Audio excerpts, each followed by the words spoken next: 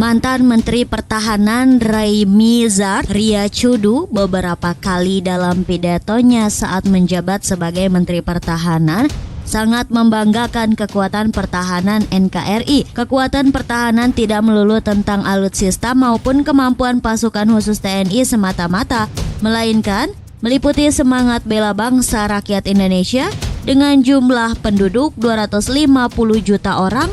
Menurut mantan Kasat tersebut, tidak satupun negara yang berani mengganggu Indonesia.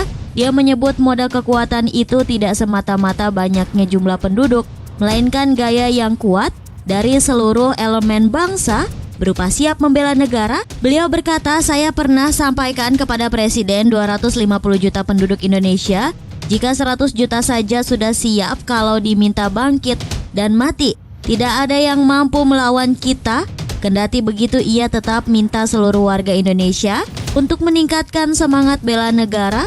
Raimizard Riyacudu mengaku kekuatan militer Indonesia tidak semata-mata pada kecanggihan alutsista, melainkan juga sumber daya manusia. Man behind the gun ini bukan tentang alutsista saja, melainkan tentang skill manusianya. Menurut dia, komponen bela negara merupakan modal bagi Indonesia untuk terus tegak berdiri dalam menghadapi segala ancaman. Ada kutipan legendaris yang beliau ucapkan, "Kekuatan itu ditentukan manusianya, alutsista canggih juga tergantung orangnya. Singapura itu alutsistanya tidak cukup ditaruh sampai di sana, sampai harus dititipkan ke Selandia Baru dan Australia.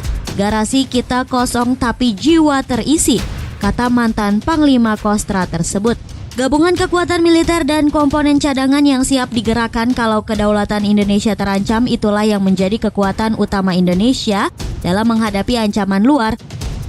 Kekuatan itu pula, kata Raimizard Riyacudu, yang membuat 3 pensiunan jenderal pimpinan NATO dalam sebuah dialog dengan mahasiswa Universitas Dallas Amerika Serikat membicarakan kekuatan yang tersembunyi dari negara ini. Acara talkshow TV ABC 13 Texas yang bekerja sama dengan Universitas Dallas Talk Show dihadiri Jenderal Purnawirawan Mike Jackson, yaitu pemimpin pasukan Inggris. Saat menyerbu Irak, Jenderal Purnawirawan Tommy Franks, pemimpin Delta Force, pasukan khusus Amerika Serikat saat operasi Badai Gurun, serta Jenderal Purnawirawan Peter Pass, mantan Jenderal Marine dan Kepala Staf Gabungan United States, serta mahasiswa dari Universitas Dallas. Pada saat dialog, ada seorang mahasiswa Universitas Dallas bertanya tentang penempatan marinir Amerika Serikat di Australia. Maka jawaban dari jenderal tersebut cukup mencengangkan buat pemirsa. Semua mahasiswa tersebut bertanya apakah penempatan marinir Amerika Serikat berindikasi akan ada serangan Amerika Serikat ke Indonesia. Suatu saat nanti, Jenderal Peter Pass berkata, saat ini ada 3 kekuatan besar marinir di dunia dan Indonesia berada di posisi ketiga penempatan marinir Amerika Serikat hanya untuk stabilitas kawasan di Asia Tenggara. Kami tidak bermimpi berencana menyerang Indonesia. Meski kami adalah pemimpin, atau tidak pernah terpikir oleh pemimpin Amerika Serikat untuk menyerang Indonesia. Kemudian presenter TV ABC 13 Hana menambahkan, di Amerika Serikat pernah terlibat konflik di kawasan Asia Timur.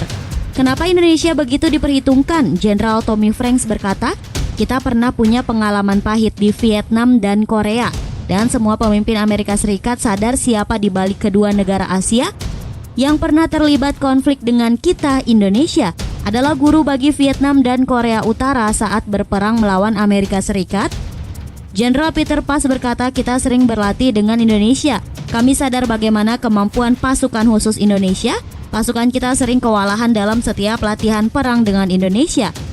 Jenderal Tommy Franks berkata, saat operasi pembebasan sandera di pesawat yang dibajak di Bangkok, Thailand, Delta Force sebagai pasukan khusus Amerika Serikat memantau operasi tersebut. Operasi berjalan sukses dan sangat efektif. Hal lain yang tidak dimiliki oleh pasukan negara lain, Anda akan terkejut bila mendapati suatu mata pelajaran yang takkan didapat di pendidikan elit militer manapun, adalah pendidikan gerilya. Jenderal Michael Jackson berucap, doktrin militer Indonesia juga sudah dipakai di beberapa negara Asia, bahkan sampai Afrika. Karena Indonesia memang diminta melatih beberapa negara Asia dan Afrika, meski Indonesia kekurangan senjata, tidak mungkin mudah menaklukkan Indonesia. Karena jika perang terjadi, bukan hanya militernya yang maju tetapi rakyatnya. juga pasti turut membantu untuk menghabisi lawan-lawan. Hai Sastra juga pernah merasakan saat berhadapan dengan aliansi tentara Indonesia dan rakyat Indonesia. Jadi jangan pernah anggap ringan dengan Indonesia. Ungkap Jenderal Mike Jackson, seorang mahasiswi juga bertanya tentang kekuasaan Asia di mata militer internasional. Apa jawaban jenderal-jenderal tersebut? Lagi-lagi Indonesia jadi sorotan. Jenderal Mike Jackson berkata Indonesia dalam waktu dekat akan menjadi sebuah negara yang militernya sangat besar dan sulit tertandingi. Jenderal Peter pun berkata Indonesia memiliki semuanya dan kalau itu dioperasionalkan maka Indonesia akan melampaui India dan Cina dalam perkembangan militer. Selanjutnya Jenderal Tommy Frank berkata juga, sebagai orang yang pernah memimpin pasukan khusus saya tahu banyak tentang rahasia teknik militer yang tidak ditunjukkan dalam latihan perang bersama. Ada satu pasukan khusus Indonesia yang jarang mengadakan latihan bersama, yaitu Angkatan Udara. Pasukan khusus Angkatan Udara Indonesia adalah satu-satunya pasukan dengan kualifikasi Korps Pasukan Khas TNI AU di Asia. Dan katanya terlengkap di dunia. Kalau saat ini banyak negara terutama yang tergabung dalam NATO mengadakan hubungan dagang dengan militer Indonesia, karena kalau tidak akan sangat membahayakan posisi NATO di Asia.